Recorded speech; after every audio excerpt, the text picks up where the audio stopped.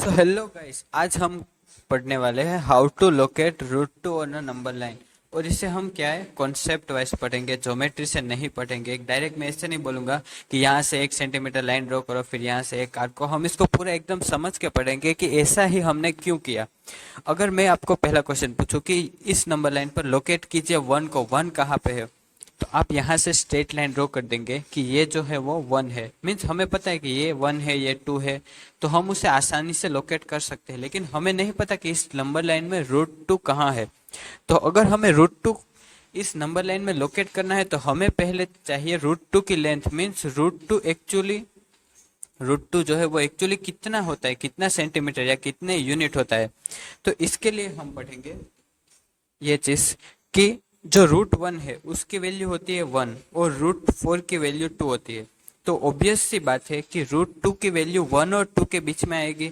Simple है। तो आप अभी के लिए एज्यूम कीजिए कि रूट टू की जो वैल्यू है वो 1.4 होती है। मीन्स ये जो रूट टू है उसकी अप्रोक्सीमेट वैल्यू इतनी ही होती है और रूट थ्री की अप्रोक्सीमेट वैल्यू होती है 1.7। तो हमें वन और टू के बीच में ही रूट टू को लोकेट करना है क्योंकि इसकी लेंथ कितनी है 1.4। तो यहीं कहीं पर रूट टू आएगा। मैंने पहले आपको इसकी वैल्यू इसलिए बता दी ताकि एग्जाम में अगर आप सब कुछ भूल जाओ तो एकदम से ही यहाँ पर टू और थ्री के बीच में रूट टू ड्रॉ करके मत आ जाना, कुछ नहीं मिलेगा, मार्क्स नहीं मिलेगा। तो इतना तो याद रखो कम से कम कि ये वन और टू के बीच में आएगा रूट टू। तो अब हमें क्या है, रूट टू की क्या है लेंथ चाहिए ताकि हम बोल सके कि यहाँ पर रूट टू है। तो इसको हम अब ज्योमेट्री का यूज करें। पहले हमने कंसेप्ट पढ़ा कि रूट टू को इस नंबर लाइन पर कैसे लोकेट करना है। अब हम ज्योमेट्री से इसको लोकेट करने की कोशिश करेंगे कि सबसे पहले तो हमें क्या है रूट टू की लेंथ चाहिए।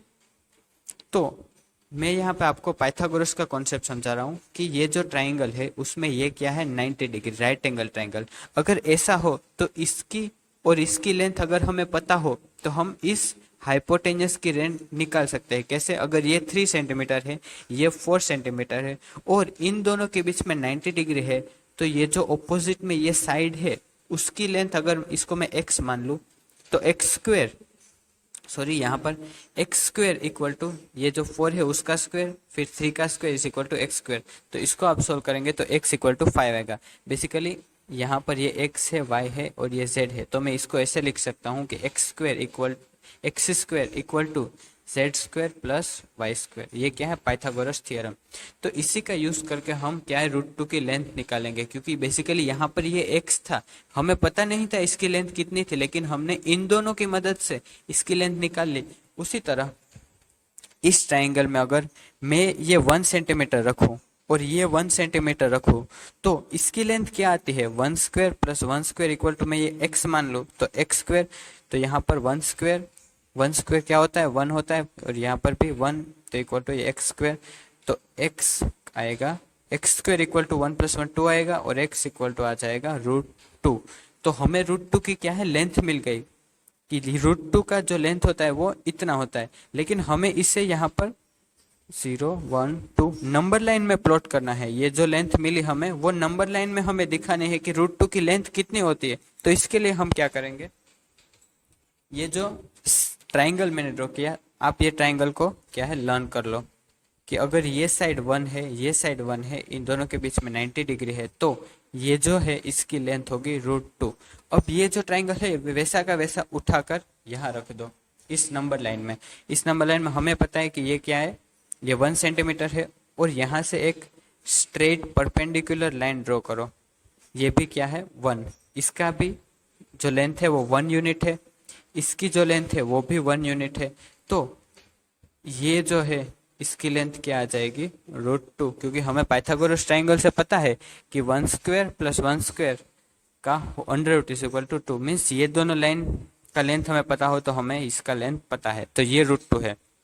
लेकिन अब यहाँ पर हमने किया क्या है, देखिए हमने ये जो रूट टू है उसको इस जगह पोजीशन में रखा है। हमें क्या चाहिए, यहाँ पर रूट टू की लेंथ चाहिए। मीन्स 0 से कितना ये हमें चाहिए। तो हमें ऐसा पता है कि अगर मैं इस लाइन को एक्सटेंड करूं और ये सर्कल हो तो जो सर्कल का रेडियस है वो अगर यहाँ पर रूट टू है इसकी लेंथ, तो इसकी यहाँ पर भी लेंथ रूट टू होगी, यहाँ पर भी लेंथ रूट टू होगी। तो इसी तरह आप यहाँ देखिए कि अगर ये √2 है, यहाँ से मैं आर्क ड्रॉ करूँ कंपास से और वो यहाँ इंटरसेक्ट करे, तो ये लेंथ भी √2 है और ये लेंथ भी √2 है। तो हमें क्या करना है, यहाँ से एक आर्क ड्रॉ करना है और ये जहाँ इंटरसेक्ट करे उसे पॉइंट दे दो ए, और ये पॉइंट है ओ। तो ये जो ओ है, ये इतना डिस्टेंस है, वही हो गया √2। इसको मैं फिर से एक बार यहाँ पर बता दूँ कि हमने पहले क्या किया, जो ये था ये 1 सेंटीमीटर है, फिर यहाँ पर हमने 1 सेंटीमीटर का परपेंडिकुलर ड्रॉ किया, क्योंकि हमें पता है इस ट्रायंगल में अगर ये 1 है, ये 1 है, तो इसकी जो लेंथ है वो हो जाएगी √2। तो यहाँ पर ये हो गया √2। उसके बाद यहाँ से क्या है, हमें आर्क ड्रॉ करना है कंपास की हेल्प से, और ये आर्क यहाँ इंटरसेक्ट करेगा, तो ये जो लेंथ है वही क्या है, √2। और हमें पता है कि √2 किसके बीच में लाई करता है, 1 और 2 के बीच में, और √2 की वैल्यू क्या होती है, 1.4। तो मैं ऐसा बोल सकता हूँ कि ये जो है वो कितना होगा, अप्रोक्सीमेटली क्या होगा, 1.4। तो हमें क्या है, 3 स्टेप याद रखने हैं। सबसे पहले ट्राइंगल, ये जो √2 का ट्राइंगल है वो हमें याद रखना है, 1 1 और ये √2, ये हमें बिल्कुल एकदम लर्न होना चाहिए। फिर जो ट्राइंगल था उसे हमने कहा किया, पुट ऑन नंबर लाइन। इस ट्राइंगल को हमने यहाँ पर जो है वो उठा के इस नंबर लाइन में रखा था, यहाँ पर। फिर हमें क्या करना है, ड्रॉ आर्क। 3 स्टेप याद रखना है एकदम, ये इतने से एरिया में आप अपनी बुक में लिख के रख लीजिए। सबसे पहले ट्राइंगल ड्रॉ करना है, फिर इस ट्राइंगल को उठा के नंबर लाइन में रखना है, और फिर आर्क ड्रॉ करना है जिससे हमें लेंथ मिल जाएगी √। तो अब हम लोकेट करेंगे √3 को। पहले हमने √2 को लोकेट किया, तो हमें पता है √2 और √3 दोनों क्या है, 1 और 2 के बीच में ही आएंगे। तो हमें क्या चाहिए, √3 की लेंथ चाहिए कि वो 0 से कितना दूर है। √3 का है जो मेजरमेंट क्या है, मीन्स √3 इक्वल टू हमें पता है 1.7 है, तो ये यहाँ से कितना दूर है वो हमें यहाँ पर पोजीशन चाहिए।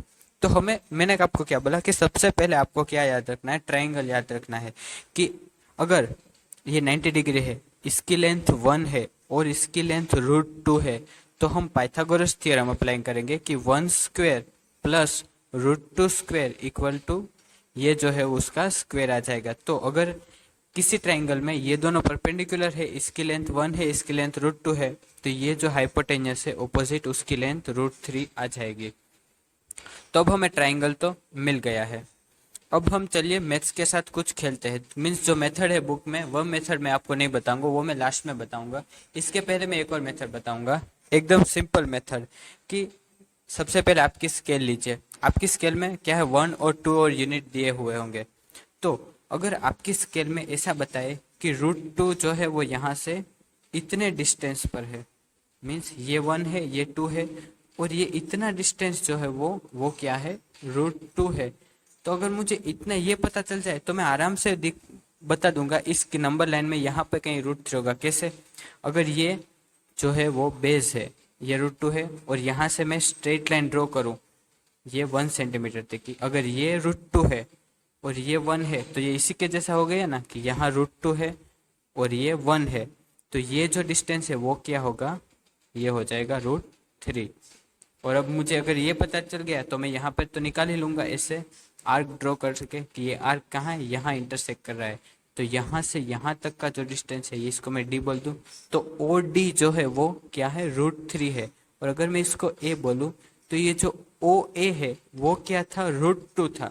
क्यों, अगर मैं इसको यहाँ ऊपर ड्रॉ करके बताऊँ तो ये ओ और ये क्या है, ए, ये जो है वो √2 था, ये 1 है और ये है √3। यही सेम ट्रायंगल मैंने ऊपर ड्रॉ करके बताया।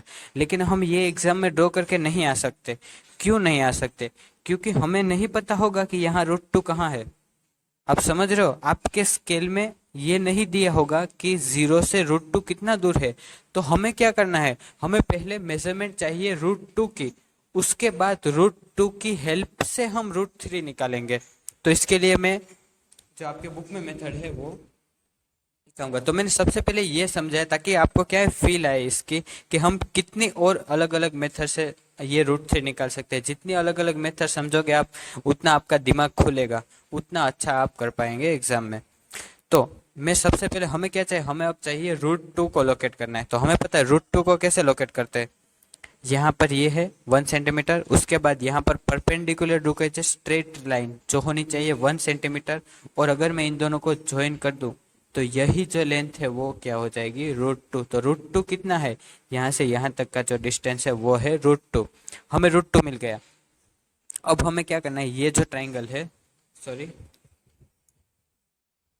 अब हमें क्या करना है, ये ट्राइंगल है वो यहाँ चिपका देना है। मीन्स हमारे पास ये √2 है, ये जो लाइन है वो √2 है, यहाँ पर भी ये लाइन √2 है।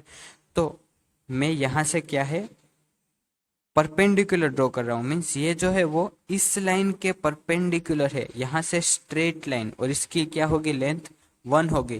किस तरह, इसी तरह जैसे यहाँ √2 है और यहाँ से मैंने परपेंडिकुलर 1 ड्रॉ किया, उसी तरह यहाँ √2 है और यहाँ से मैं परपेंडिकुलर 1 ड्रॉ कर रहा हूँ। तो ये जो लेंथ है वो क्या हो जाएगी √3। ये और ये ट्राइंगल आपको सेम नहीं लग रहा है, यहाँ 1 है यहाँ √2 है, उसी तरह यहाँ √2 है यहाँ 1 है, तो ये √3 है और ये √3 है। तो हमने क्या किया, पहले यहाँ √2 प्लॉट किया, √2 की हेल्प से √3 प्लॉट किया।